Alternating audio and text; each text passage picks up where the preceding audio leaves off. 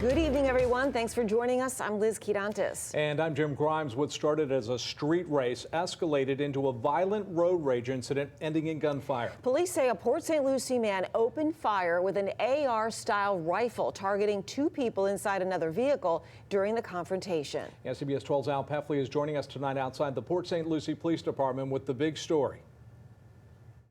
The police chief says he's frustrated that road rage incidents keep happening. In this case, two people could have been killed. Fortunately, they were not injured.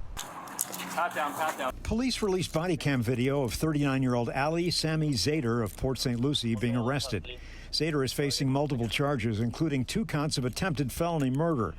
Authorities also released photos of 2 bullet holes in the victim's car, a gray Honda Accord that police say Zaiter was shooting at.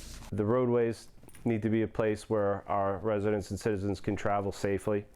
You know, you have an expectation, though, that you should be able to drive to work without being shot at, right? Police say Sunday night around 7:30, a man and a woman in the Honda Accord were on US 1 in Port St. Lucie, and they were returning from the beach when they encountered Zaiter, who was driving a Ford F-150 pickup truck.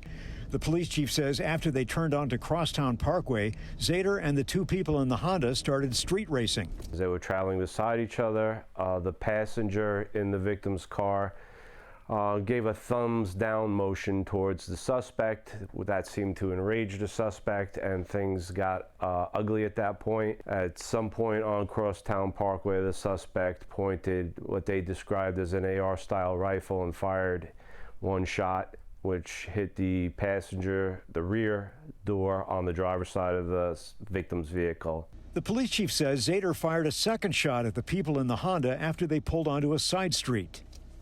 The trajectory went right over her head and out the windshield. Extremely lucky. That passenger side victim could have easily been hit in the head. If she were my height, she probably wouldn't be alive right now. He says they searched Zaiter's home and recovered pieces of an AR-style rifle.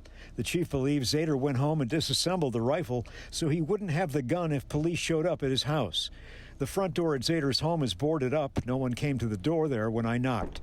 Police say people need to be very careful while driving and avoid getting into a confrontation with another driver.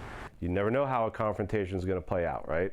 You might be confronting the wrong person at the wrong time on the wrong day, and then, if you lose your life, over what? It doesn't make any sense. Zaiter is being held without bond. Police say when he was questioned, Zaiter denied any involvement in the road rage incident. In Port St. Lucie, Al Peffley, CBS 12 News.